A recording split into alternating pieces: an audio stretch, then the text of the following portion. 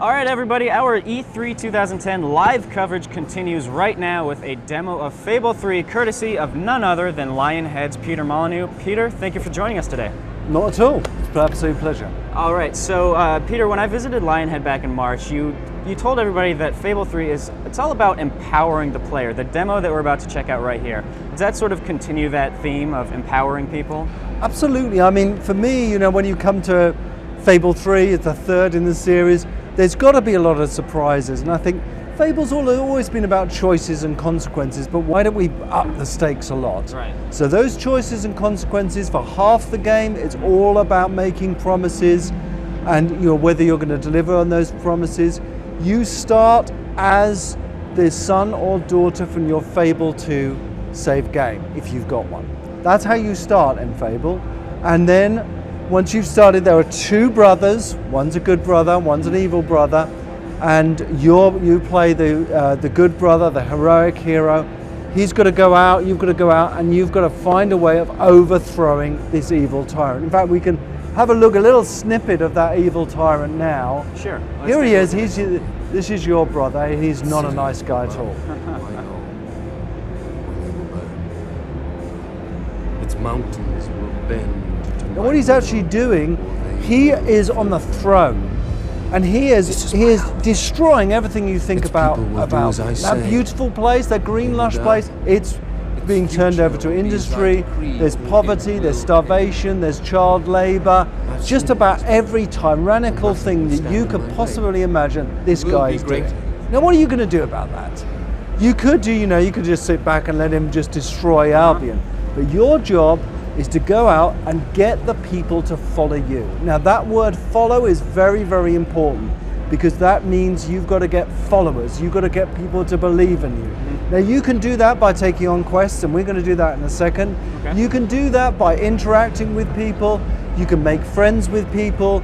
You can get married to people. Depending on who you make friends with, who you marry, that is going to dictate the level of followers you have. The more followers you have, the more powerful you are. The more followers you have, the more game features you unlock. So, for example, if we just go into Brightwall, this is what we call a university town. Your brother, the king, has closed this place down, and everyone, doesn't like it. And we can, of course, keep chickens, just like we hate chickens at Lionhead. You can go and interact with everybody. Now, in Fable 1 and Fable 2, you could do that already, so we could interact with this guy, and sure enough, unfortunately my demo has decided you could fart right in his face, and that way you're forming a relationship with this guy. But why? You could do that in Fable 1 and Fable 2, it didn't really mean anything. In this, if you get this guy to follow you, and he knows anybody, he brings with him followers, and that is a really important thing. So another thing that we can do, we can threaten him, or we could be really nice to him. So now let's change our mind and be really nice to him. So if we just maybe go for a drink. How do you take someone for a drink? You take him by your hand. And we're going to take him to the pub now. And we're going to hang out with him and have a really good drink. Now, you may find, well, I don't want to do this with men. Of course, you can do it with women, you can do it with children. You can use this touch expression any way you like. That's really nice, and it's really cute and lovely, but I think more importantly, how do we use the touch expression when we're actually playing the game? Right. And in quests. So let's go off and let's take a quest now. And why are quests important? In the first half of the game, quests are important because they give you followers. Again, everything comes down to this idea of followers. So this woman here, if I solve this problem for her, she will follow me. And because I've helped her out, it's more likely that this whole town will follow me as well. And if they do, I'm closer to that revolution. I'm closer to overthrowing my brother. So she has just said to me, oh, all right, let's go. My poor daughter's got lost. We're going to need to get ready to go on a quest. And this is when I'm going to introduce to you what we call the Sanctuary. Sanctuary, okay. Now, in Fable 1 and Fable 2 and many, many games, you press the start button and it pauses the game and brings up a lovely or horrible 2D. You hated that GUI, didn't I you? hate that 2D GUI. This is the 2D GUI. Okay. This guy here is John Cleese. He is your butler. He has got as much AI as the dog had in Fable 2.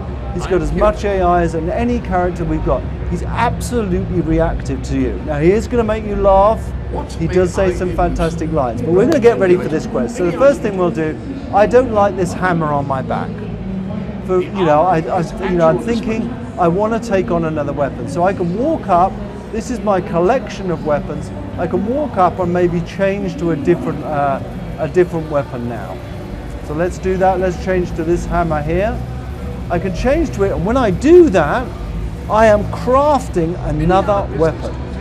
Because this is a cool thing about Fable 3. As you use a weapon, it changes and morphs to reflect what you're like as a player. That weapon is as unique as you are. There are tens, if not hundreds of thousands of variations there. So I can do that with melee weapons, I can do that with magic, and I can do that with guns and swords. So for example, I'm going to use a rifle. I'll take the rifle out, and again, the level of this rifle is level 1. I can power that up all the way to level 5. So it really seems like Fable 3 is about leaving your mark, leaving a lasting impact on the world around you, whether that's on people or even on objects that you use in combat. Absolutely. What we're doing, actually, we're keeping everything I love with role-playing games, the idea of leveling up, but why should leveling up just to be about a number? Right. Taking number 17 to 18. You should be able to level up. These are the things you can level up in Fable 3. You can level up swords, hammers, guns, rifles, magic gauntlets. You can mix magic gauntlets together in something called spell weaving. You can level up the whole entirety of your body. You can level up, in fact, you can even level up houses and customization. In other words, everything in the game you can level up. And I love that idea. And what's through. Another thing you can do, we can just pop in and we can change our clothes. Again, it's really, really simple to change your clothes. You just saw that a second ago. If I just pop in here. Now that we're looking nice and dapper, let's go ahead and get this mission kicked off. So let's see where we've got to go. Let's just pop back to the sanctuary again. Notice how quickly it loads. This is our map. Our map in Fable 3 is completely different. It's completely interactive. It's a living map. It will change to reflect what's going on. If we go into a region now and have a look at it, it's a bit foggy in there, but you can just see through the fog that this is a living town. You can still see people moving. In this map, you can buy and sell absolutely anything like. Anyway, we will now use this map to go back and to take a shortcut to where the action actually is. All right, let's go ahead and jump into some combat, give people a taste. So remember, every weapon you use will change as you're using it. That will unlock special power-ups. So let's look at this. We wound forward now. We're in the snowy peaks. There's the kid that we're after at the moment. She's being chased down by wolves. I'm looking at this using my trigger. I can then use a spell to push those wolves off. I can use the sword, which is morphing and changing as I'm using it. I can switch between the combat methods dynamically on the fly, all accessible through those 3 buttons. One for guns, one for swords, and one for magic. Mixing all that together. Absolutely. Yeah, absolutely. And we're leveling up as you're using it. That's the important thing. So I love this. Your combat style is completely your own in Fable 3. And it looks like these sort of like crescendo moments when the camera really, dramatizes what's going on. They are a reflection of your powered up weapon. So as you power up your weapon, you go through levels. As you unlock each level, that will trigger these power up moments and then trigger these special moves. I've now found the kid. I can now hug her, reassure her, and then use that touch just to lead her back into town. Well, Peter, obviously we could sit here all day long because Fable 3 is, I'm going to assume it's a pretty big game with a lot of content in there, but we've only got so much time today. So I appreciate your time very much. One last question I've got for you. When do you expect Fable 3 to be out in stores?